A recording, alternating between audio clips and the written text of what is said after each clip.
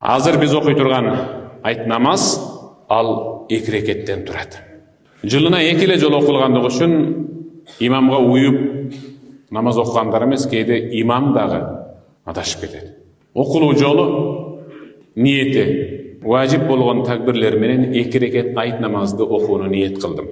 Жүзүмдү кыблага бурдум, ушул имамга уюдум. Халисан лиллахи таала Аллаху акбар деп кулакка кабыз кадидер мындай.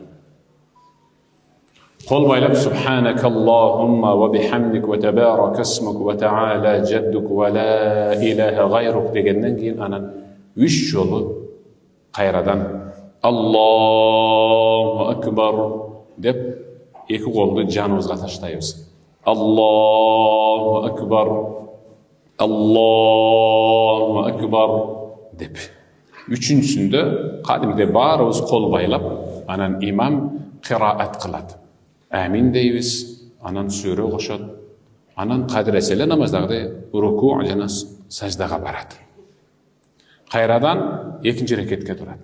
Имам кыраат кылат, бул дегени Фатиханы окуйт, дагы бир сүрө кошот. Ошол сүрө кошуп бүткөндөн кийин рүкүгө кетип калбаш керек аркадагы жамаат.